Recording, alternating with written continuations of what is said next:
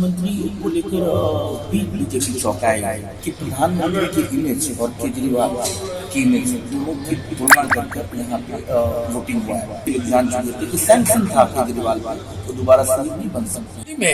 विधानसभा चुनाव में भारतीय जनता पार्टी ने बढ़त बनाई हुई है और इतनी बढ़त बनाई है कि सुपड़ा साफ हो गया है आम आदमी पार्टी। हमारे साथ वरिष्ठ पत्रकार सुनील जायसवाल जी हैं, पूछेंगे दिल्ली में कैसा माहौल रहा, कैसे ये बीजेपी इतना जो है जीत का प्रचंड बहुमत पे आई है।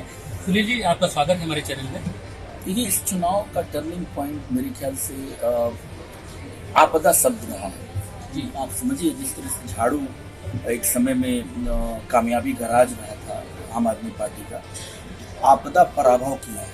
आपदा शब्द इस तरह से इस पार्टी पर चिपका कि पूरे दिल्ली में जो बदहाली की स्थिति थी, सड़कें केवल बुराड़ी में खराब नहीं थी, या जहां से जीते हैं बड़े मार्जिन से उम्मीदवार वहीं खराब नहीं थी, जहां से हारे हैं उम्मीदवार वहां भी खराब थी। लेकिन जो जीते हैं वो केवल इसलिए जीत पाए हैं कि चूंकि ये लड़ाई जो थी ना, इतनी गंभीर लड़ाई बन गई थी कि प्रधानमंत्री की इमेज और केजरीवाल की इमेज दोनों की तुलना कर यहाँ पे वोटिंग हुआ है। और विश्वसनीय चेहरा है, मोदी जी की क्रेडिबिलिटी घटी नहीं है। और केजरीवाल का जिस तरह से लेकर पॉलिसी हो, जिस तरह से क्लासरूम को लेकर करप्शन, क्लासरूम बनाने को लेकर करप्शन और इंफ्रास्ट्रक्चर का घनघोर अभाव जो दिल्ली में रहा। और सर, फ्री की रेवड़ियाँ वाली जो बात कही थी वो हमें लग रहा है चल नहीं पाई। वो दरअसल ना फ्री वीज या फ्री वीज वॉर जो है इस चुनाव में मुद्दा नहीं रहा, क्योंकि देकर राज्यों ने सिद्ध किया है। बीजेपी जहाँ पे रही है वो खुद देते आई है इस तरह से वेलफेयर को लेकर, महिलाओं के अकाउंट में पैसे देने को लेकर, और कई राज्यों में वो बताने की स्थिति में थी कि हम दे रहे हैं। वहीं पंजाब के मुख्यमंत्री या केजरीवाल जो पूर्व मुख्यमंत्री दिल्ली के थे, वो बताने की स्थिति में थी कि हम कहीं दे रहे हैं। वो टर्निंग पॉइंट है चुनाव के लिए। मेरे ख्याल से वो लोग समझ चुके थे, सभी पार्टियों ने इस पेड वर्कर पर चुनाव लड़ा।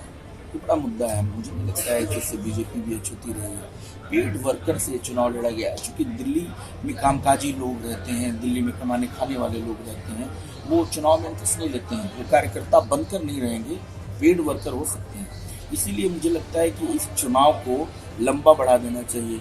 जो बेरोजगार सड़कों पे घूमते थे वो वॉलंटियर बने हुए थे हर पार्टी में। ये चुनाव अजब है। मतलब कहने का मतलब है कि सभी पार्टियों ने इसको अपनाया है। रिसर्च करना चाहिए कि चुनाव के समय में जिस वॉलंटियर को 1000-1000 रुपये दिया जाता है, उनको खाना दिया जाता है वॉलंटियर के नाम पे, पेड वर्करों के चुनाव लड़ा गया है। इससे न कांग्रेस अछूती रही, न बीजेपी रही है, न आम आदमी पार्टी रही।